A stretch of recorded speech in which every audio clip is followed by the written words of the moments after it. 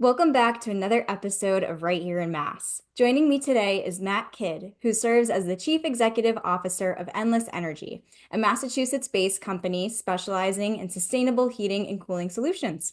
He joined the company in 2021, bringing a wealth of experience in expanding sales and launching complementary offerings across various industries, including education, entertainment, SaaS, and professional associations. Matt, welcome to the show.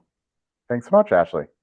Yes, it is my pleasure to have you. As I mentioned before we began recording, I have not had anyone in the heating and cooling space before, so I think it'll be a very interesting podcast to have. But I know I gave like a brief overview of what you do, but let's start off by having you share more about yourself. Yeah, my name is Matt Kidd. I live in Braintree, Massachusetts. Endless Energy, which is the company that I'm the CEO for, we're based out of Marlborough. So I kind of am throughout the state in the course of the day. I'm either in Central Mass or on the South Shore. So I get around in that sense. I've been in Massachusetts at this point for, oh my goodness, um, 24 years, I think. I originally moved here when I was in undergrad at Boston University, and then met my husband and kind of stayed around in the state. So it's now home to me for all intents and purposes. I love that. And so I know that I mentioned in your bio that you joined Endless Energy in 2021. Yes. So I'm curious to hear your career experience prior to joining and also what led you to Endless Energy overall. Yeah. So if I kind of go back in my career, it's definitely weird. If you look me up in LinkedIn, you're gonna say this person has no idea like what they want to do or what it is because I've worked in theater and film and software and conferences and conventions. And so if you do it based off of an industry alone, it looks kind of weird, but there actually is a through line of what happened or has happened through my career.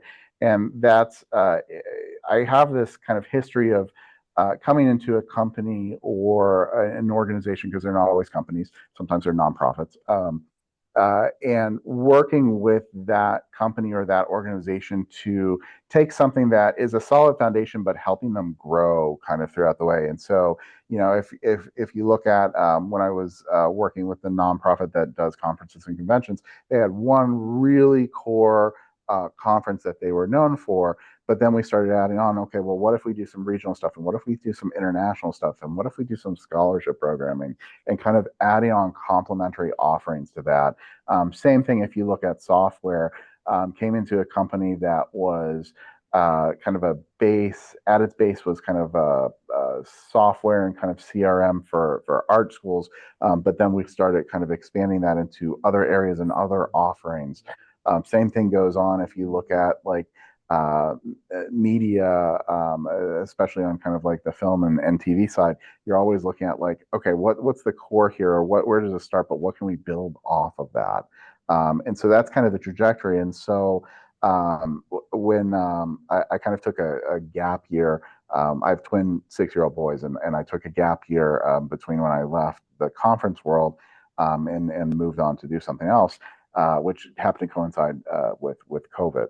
And so as I was thinking about that, I was thinking, well, what do I want to do, or how can I take my skills and kind of have a personal journey, like something that I have a stake in, that I can grow and hopefully my family and I over time can benefit from. And I started working with honestly a business broker. And we looked around and I saw so many different businesses. We saw businesses that were looking at, somebody that sold popcorn to amusement parks and like TD Garden and places like that. Businesses that had like solvents that you use in manufacturing, which I knew absolutely nothing about. And then we came upon Endless Energy. And Endless Energy had a really interesting history because it's actually a 40-year-old company that started in Pennsylvania, so not even Massachusetts. And it started as a water treatment company that the guy who ran it brought his two sons into. And the two sons helped him grow it into the solar industry, so stepping away from that. And then at one point, one of the brothers decided to move to Massachusetts. And so this is about 16 years ago, the company starts a division in Massachusetts. And that brother starts to change the company even more. He says, okay, we're doing solar. Well, what would be interesting to add on to that? Why don't we do electric mini splits? Because a customer has solar, that way they won't pay for heating and cooling. That would be a cool idea. And they do that. And what happens over time as he owns it is that solar subsidies in the state go down. Subsidies for heat pumps in particular kind of go up. And so HVAC starts to replace the solar side of it. And at one point, the brother decides, I want to go out and do something different. That's the point where he was looking to sell it. And so what ended up happening is the Massachusetts part of the company spun off completely. We're our own legal entity. I work with the Massachusetts bit. The Pennsylvania part still exists. We have nothing to do with each other other than we share a name. And every once in a while, we get each other's phone calls. And so we say, hey, I think this one's for you. Um, and so I came in and it's been a really fascinating journey over 4 years now. I'm just about at the 4 year mark. And when I came in, we were, I think, right at 48 people, something like that. We have over time expanded, contracted a little bit, and we've kind of settled in. Right now, we're about 83 people. At a peak, which was probably late 2023 in terms of staff members. We were like 102 for a couple months. Wow. And so it grew super, super fast. And that for me has been like a roller coaster journey because I'm used to growth, but that's a whole other level of growth, which comes with a lot of challenges that I've learned a lot from. But it's been a great journey, and also in terms of like what the company does at this point, we've evolved so much. So we're doing um, HVAC with a specialty in heat pumps, but we also do gas furnaces and other things now too. We have a plumbing division. We have an electrical division. We have a division, we're a Mass Save home performance contractor, which means we do Mass Save home energy assessments and insulation that comes with it. And so we have all these different buckets now that have been added and are kind of complementary. But it's created this really interesting environment where if you have a homeowner in Massachusetts who's looking to take in particular advantage of incentives for heat pumps or for weatherization, all of that can be done in one house. And so, it's less coordination for the homeowner. It creates a really good experience, hopefully, for them that we can kind of hold their hand through and watching it kind of evolve and seeing being able to see a name and seeing it like in different departments over time is kind of like a really cool thing. And knowing that we're also still somewhat mission driven because everything that we focus on, in particular with the heat pump side of things, because that's the single best thing that people can do to kind of lower their carbon footprint is to go towards electric heating and cooling. But just in general, even if we look at something like um, putting in more efficient gas systems, stuff like that, that maybe isn't quite reducing quite as much. Everything we do is focused on like, how do we reduce that carbon footprint? And ultimately also, how do we help people save money in the process of doing that? And so that's something that it's been a really cool journey to be on and to experience. And we have a lot of people here who like passionately care about that and really care about kind of working with people to help them realize that. What an amazing journey. I know that you had so many different careers in all these different industries. Is this your first time in the heating and cooling? This is my first Oh time. And my so, gosh. you look at it like, what is this guy doing in a heating and cooling company? And I will admit, like it was probably like the first 6 months. After about 6 months, you start to learn pretty quickly. But the first 6 months, somebody would be like, this needs a manual J. I'm like, what is a manual J? What is this we're talking about here? And now I'm at the point where I tell this story not to embarrass my staff, but we had a system that happened to be close to my house in Braintree, and it was on a weekend, and the system was having trouble. I was like, I'll just go out and like see if there's something obvious on the control, stuff like that. And I'm by no means a technician. And I went out there, and lo and behold, I correctly like identified what was wrong, and was even able to like rig it so it would work correctly for the night until we could get our actual techs out there.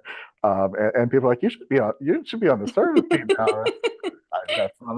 That's not in my future here, but it's after 4 years, it's amazing what I've learned and learned Yeah. from people.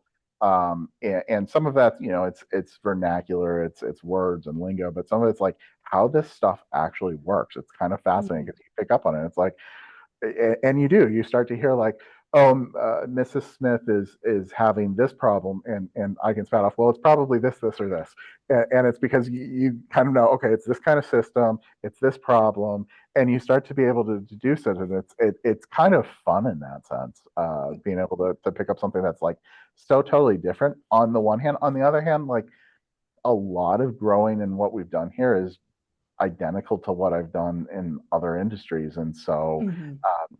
it's the same playbook, slightly different. Like I said, I think the growth has been a lot faster here, which has presented some of some unique challenges, but the playbook's really not all that different. hmm Yeah, and that's a great point that you bring up is that even though you've been in all these different industries, it's like that foundation is really the same. And I think it's so impressive that you just jumped right into an industry that you hadn't had experience in before. And like you said, I kind of needed that 6 month buffer, but now almost 4 years later, like look at how it's grown. At one point, like you mentioned, more than doubled in growth, which is incredible. Yep. Yeah, yeah, and I mean, growth is challenging, and I mean, we've certainly experienced growing pains with that. Like when people say, what are things that you regret doing in the last 4 years?" One of the things that I really, really regret is we went through a period where it's like there was just so much demand.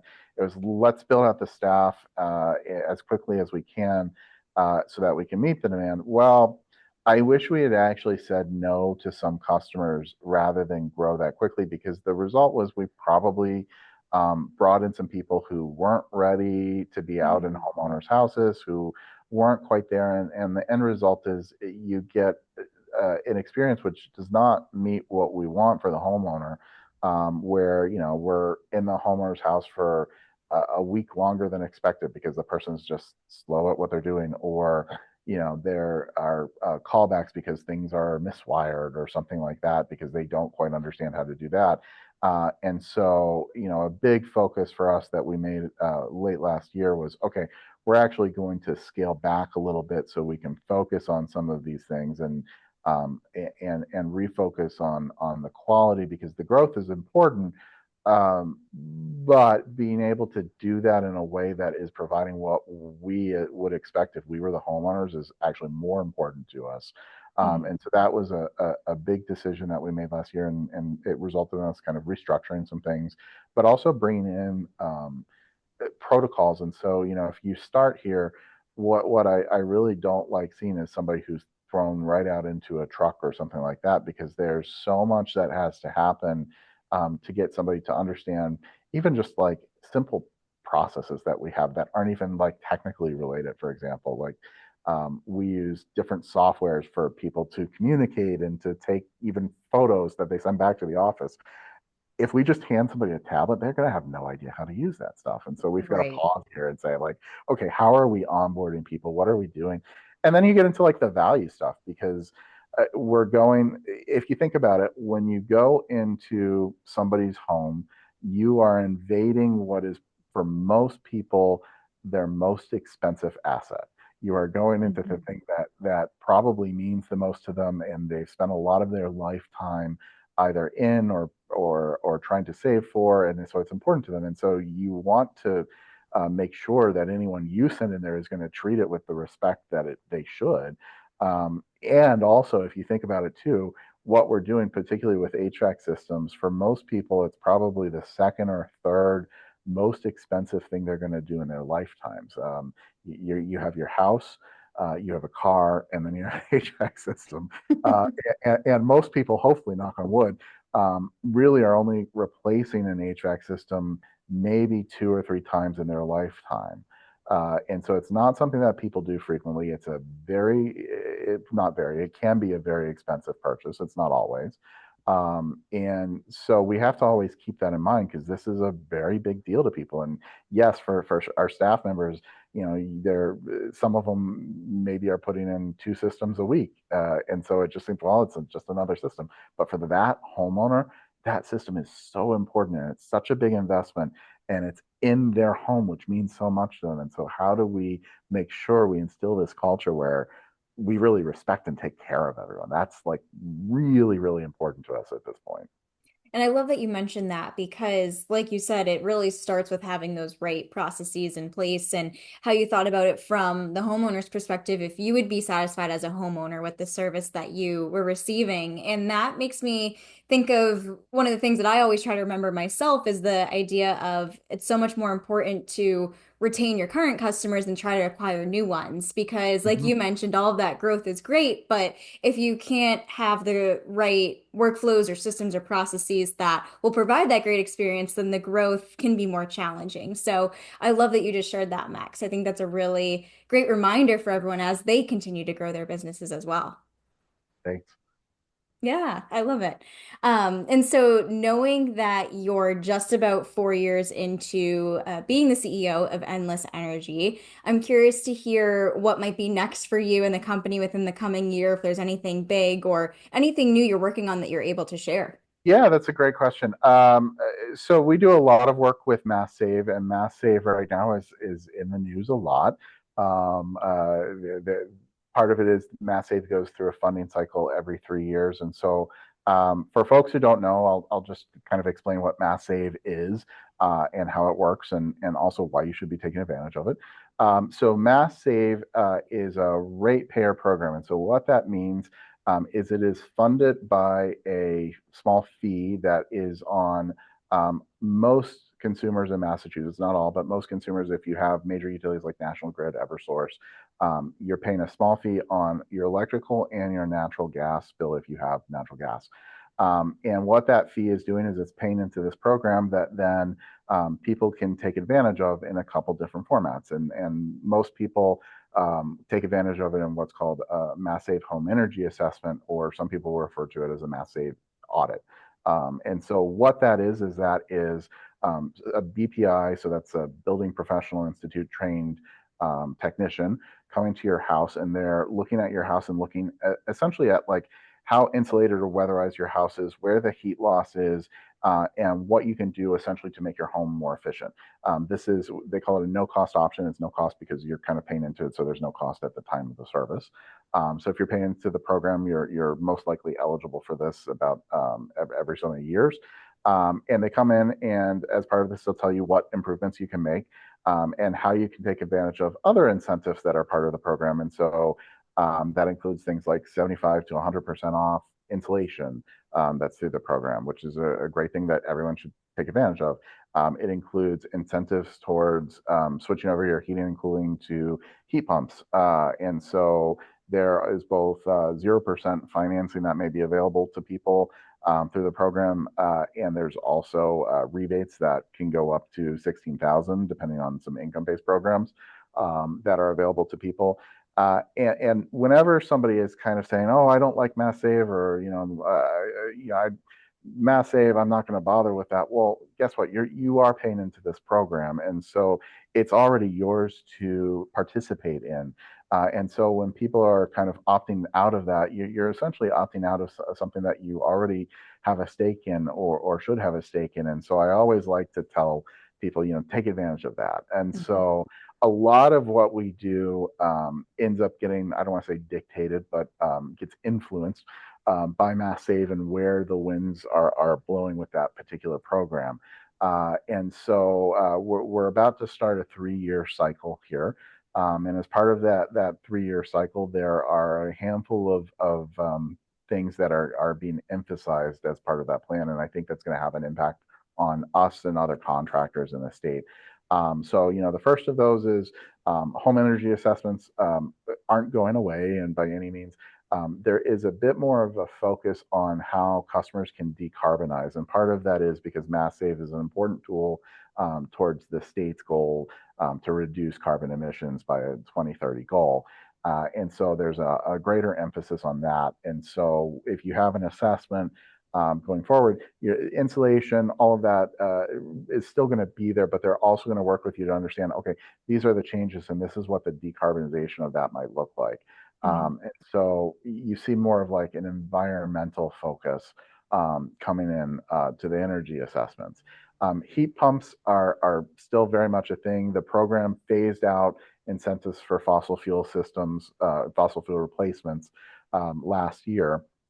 And so now, people are, how can I get a loan to replace my furnace? Well, you can't directly to replace your furnace, but you could get a 0% loan to replace your furnace with a ducted heat pump system. And so that will kind of continue to be a focus kind of as we go in. That said, over the next 3 years, the rebates, particularly the whole home rebate, are going to start to go down. And so, if somebody's thinking about that, I would do it on the earlier end of this 3 year cycle than on the later end, because right now, if you're not income eligible, so there are some enhanced benefits if you're income eligible. But if you're a standard ratepayer, a whole home rebate, if you're switching to heat pumps and that's going to heat and cool your whole home, is at $10,000. It's going to go down to nine, and it's going to kind of decay a little bit over time. And so I would kind of take advantage of that. And I think that we'll see a bit of a push towards that. But the other thing that the 3 year plan involves is a much heavier emphasis on trying to make sure that resources are going to those who they classify as moderate income. And so you're going to see a lot more incentives going to people, or not even more incentives, but more enhanced incentives going to people, because the program's goal, and I do agree with this, like heat pumps shouldn't just be for people who can afford it out of their pocket. They should be an option for people who maybe don't quite have the same means. And so this is allowing them to do that, because for a lot of customers, if you look at a heat pump system over the course of a year, if you're just looking at it in a narrow window in the winter, this isn't always the case. But if you look at it over the year, it is going to save that customer money. A heat pump system is more efficient than window AC. It's more efficient in those shoulder months. In those cold winter months, sometimes it's not as efficient. But the heat pumps that we install at this point are made for New England. That's a myth that these things don't work in New England. Trust me, we have had a number of days that have been kind of in the teens and below this year. We had a 24-hour stretch, I think it was 2 years ago, where for 24 hours we were like a real feel of like -14. The number of calls that we had that were like no heat calls, or my system's not working, or I'm cold, you could count on really like just your own fingers. Like it's not, Incredible. and we're a company that's installed on an average year, we're doing 600 households of these. And so to see, and that's over year after year after year. And so to experience so few service calls um, lets you know that these things really do kind of work. So I think that's the direction that, excuse me, we'll continue to see as we go into the next 3 year cycle. And then I think for us as a home services company, it's how do we continue to support other areas. And so I think plumbing's growing for us in a really big way right now. Mm-hmm. And you see a lot of like water purification, like that's a big trend right now. A lot of people, when they're reading about like what's in their water, like I don't want that. Oh Uh, yeah. And like PFAS is a big thing right now. exactly. Yeah. So we have a pretty big shift that's happening in the water world at the moment. Hmm. Um, and so I think that's going to be a really big trend.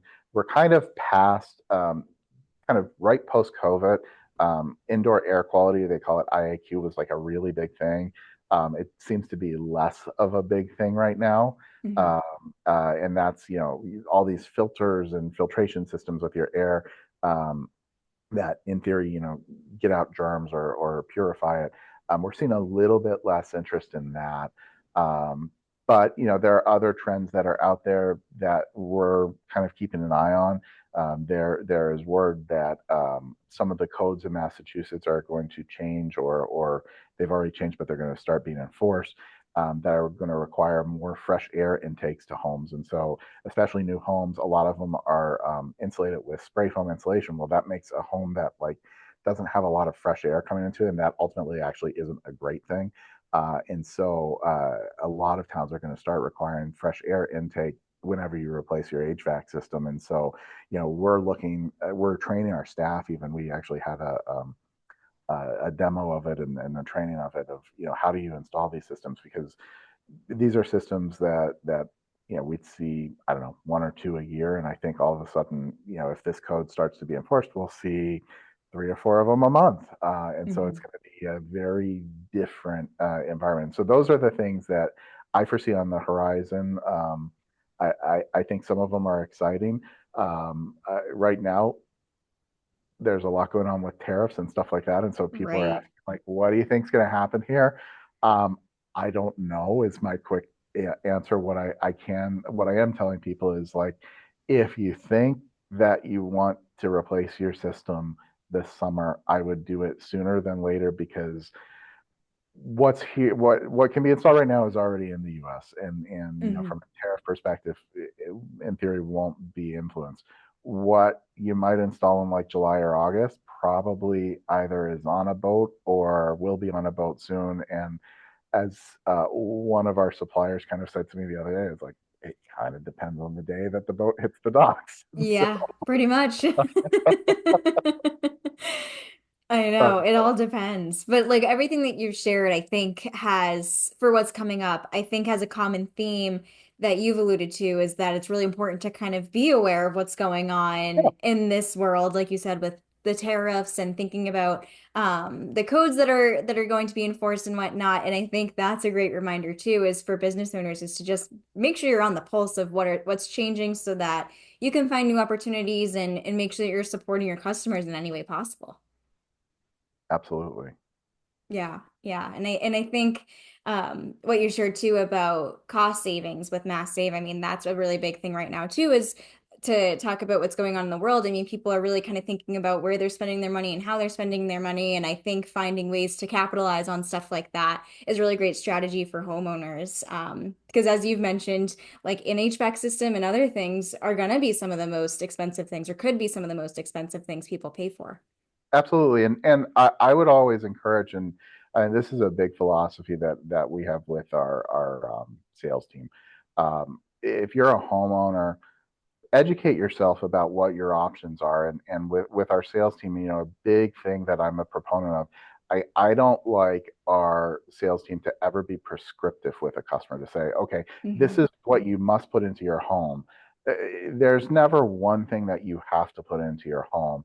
It is, what are the things that could work and what are the pros and cons of all of these options, because everything has a pro and a con. It might be more expensive, but you're going to be more comfortable.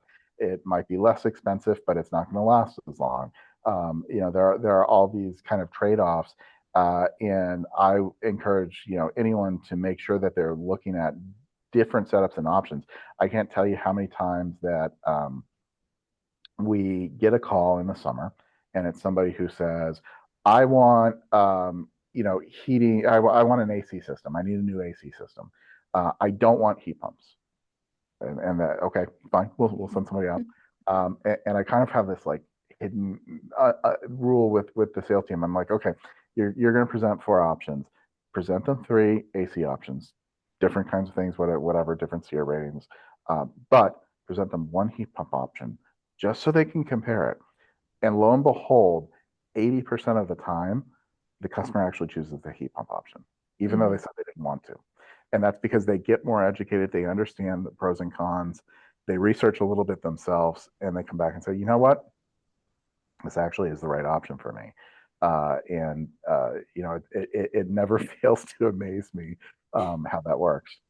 Right? It's like the whole idea of people don't know what they don't know. And so I think that's a really good strategy of just being able to come at it from an educational standpoint and really breaking down the differences so people can have a little bit more understanding with it as well. And so I love that you focus on that because I think education is a big piece in the home services space.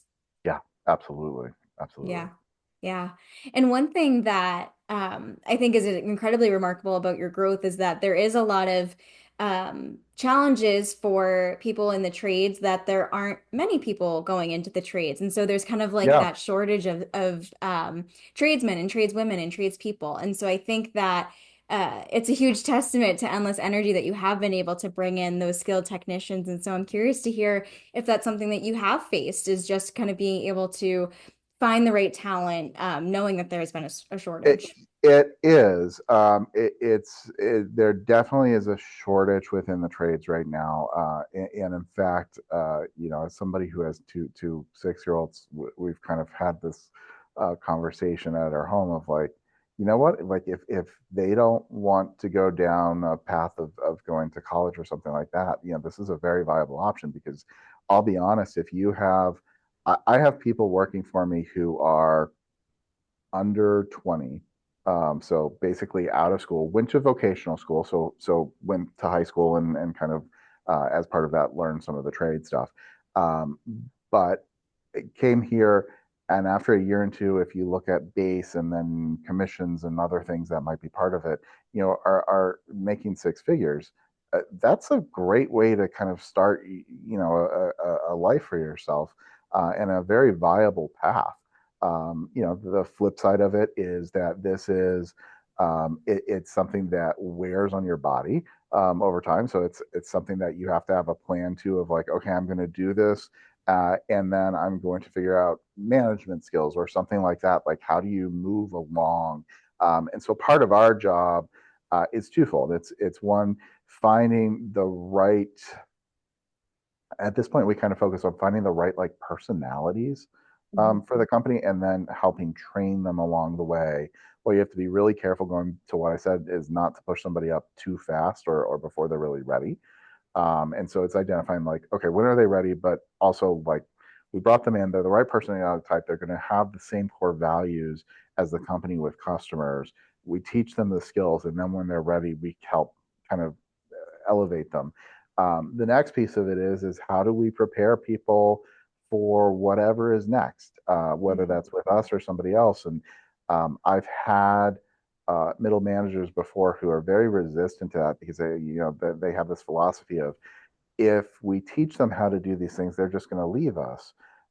And what I've stopped several of them before and said, you know what, that's actually not a bad thing.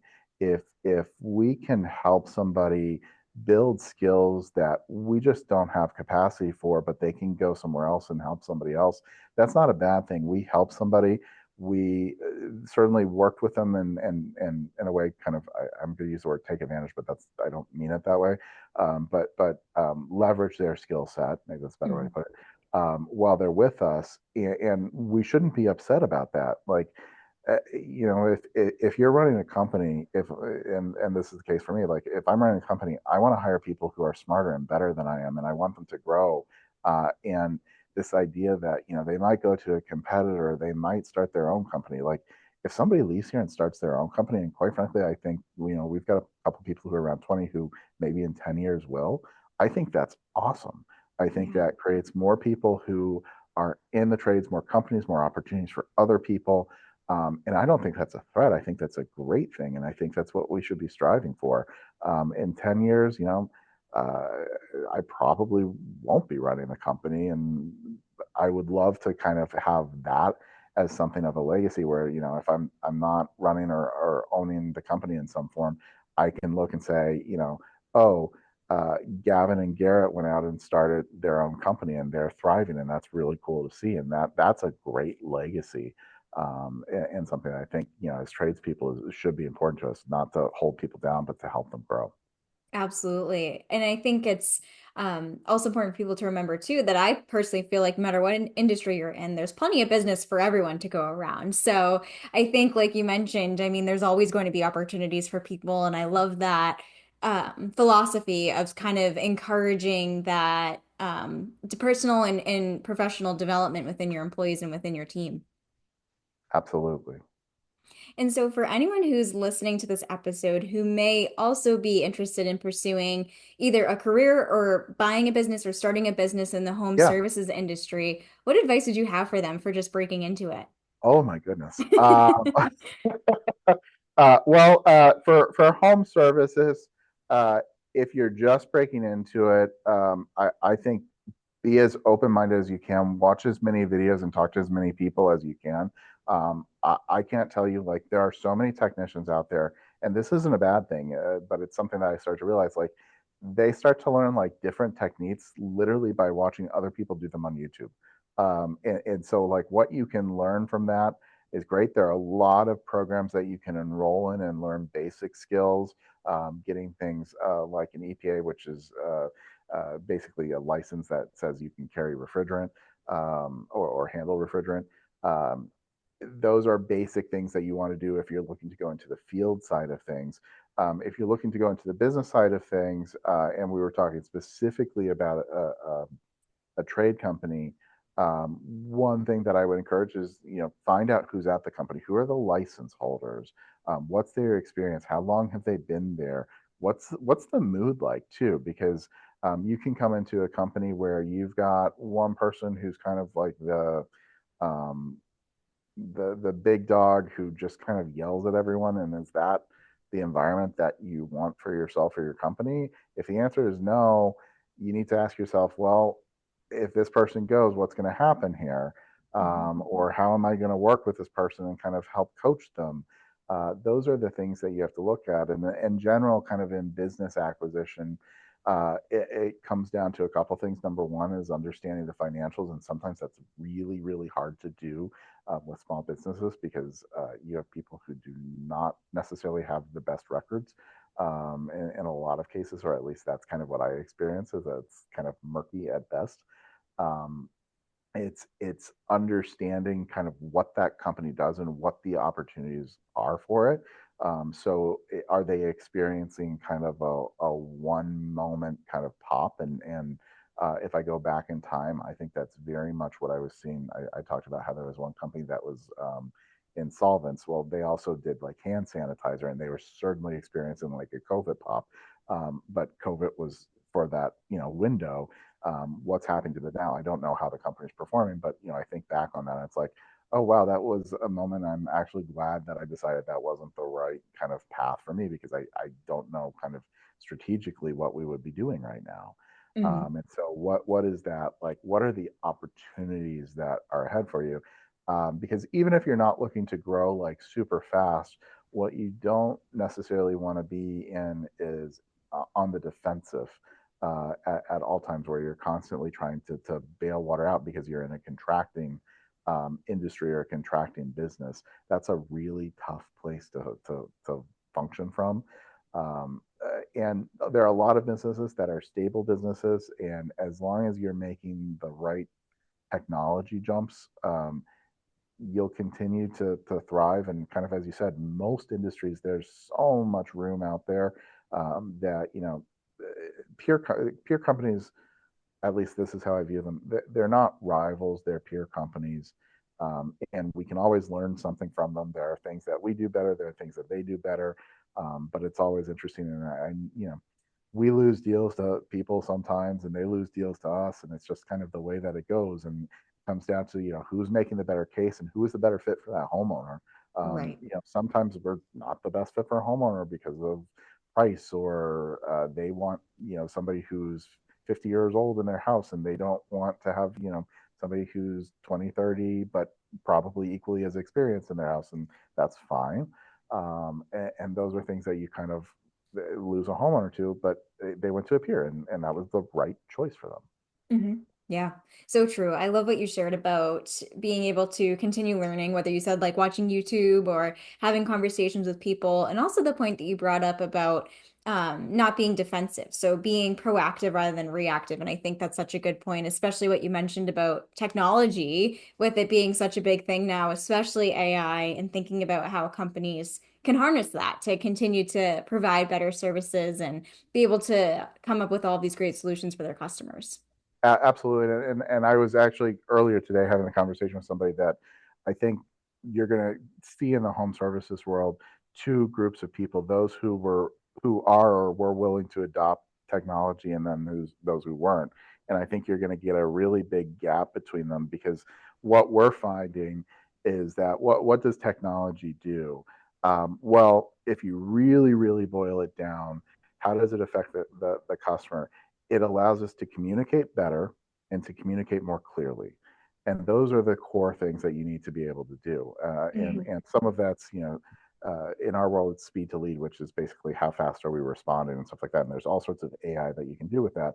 But then also, how clearly are we breaking it down? And so we've started using video a lot to explain to somebody like, okay, you signed a contract. Here's what happens next.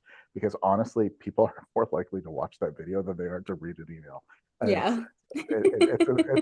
it's a shift that we're experiencing. You have to shift with it, and so Yes, that's what we've experienced. absolutely. And for a fun question to you, I Yeah, personally love asking our guests what their favorite local businesses are to support. And so I'm curious to hear what yours are. that is a great question. So I live in the Braintree area, right on the Weymouth border. So I'm going to give you two businesses that I go to all the time, and I'll tell you why I love them. The first of those businesses is in Braintree, and it is a wine and beer and spirit store that is called Binnins. And this is such a unique store. So their business model is mostly based around the idea that in the wine world in particular, you have vintages. And so distributors will bring in a vintage, and eventually that gets phased out for the next vintage. And so what Binnins is doing is they're taking kind of the end of that bin, so to speak, and then they're selling it. And what's kind of cool about that is you get some good pricing, but also you get some really unique stuff that you might not see elsewhere. And they do these great, they call them flea markets, but they're essentially wine tastings that happen once a month. So you can go and you can actually sample the wine or taste the wine, so you know what you're buying before, because these are, it's not like you're going to get a big name brand like Josh or something like that. You're getting something that's much more specific, and you'll only get it often that one time. And so, like, if you like it, buy like 8 bottles of it, because it's not going to be there much longer. And so I always throw that business out to people who are in the South Shore area. And then the other that I will throw out, there's a restaurant that is in Weymouth that is called Lime Leaf, and it is a Thai restaurant. And if I could order from them once a week, I would. They're just outstanding, and they're the nicest people that work in there too. And so if you're into Asian cuisine or Thai cuisine in particular, um, uh, it's a great place to go to. Awesome. I love those. I always love when people share anything to do with food or beverages because that is totally up my alley.